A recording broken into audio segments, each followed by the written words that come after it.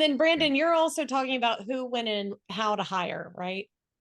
Yeah, obviously, I've got 20 years under my belt when it comes to how to hire and retain talent. And I work with lots of organizations from all various places. We have no onboarding and interview process to we've just had the fifth person leave in 2 years in this seat and everything in between. And part of what we do is we're not just trying to put bodies into chairs, we're trying to help you find the right person for the right seat on your team. And the way that happens is by being more strategic and making sure that your process is an efficient one. And I always say too, it doesn't matter if you pick up the best free agency pickup of the year. If they leave after 2 months because you have a broken internal process and system, then it wasn't a great hire. It's actually going to hurt worse. And so making sure you find the right hire and you actually know how to retain and keep them is mission critical to growing a team.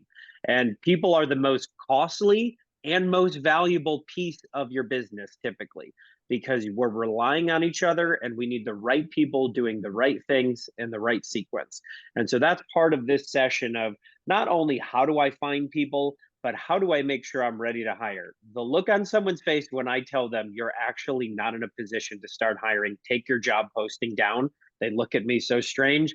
And then we come back with an actual plan and process. And they're like, thank goodness I didn't hire too prematurely. So I would say if you've thought about hiring or you are just really poor at this aspect, most of us have not been trained in this area. And we're going to give you some practical tips to shore up your weaknesses in hiring and retaining talent.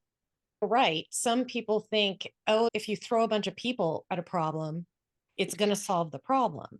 Right. But one of my sessions is going to be about structure for success, how you set up your company to be more process oriented and more structured so that maybe you need fewer people to do the job, not to take work away Yep. from Brandon here, but I think he would probably rather have people placed into a company where the person knows what their job is and knows what success looks like so that Right. they can succeed. And that is a big part to get that owner to be able to step back to and not have to do all the things when that structure is put in place. So I'm looking forward to talking about that. And then also, one of my favorite topics of all is using your time intentionally and how to use some skills like calendar blocking and managing your emails better and those kinds of things to be able to take control of your time instead of letting all those things just Mm. take your day away. So at the end of the day, you're like, what did I do today? Right. You'll actually know because you spent your time intentionally.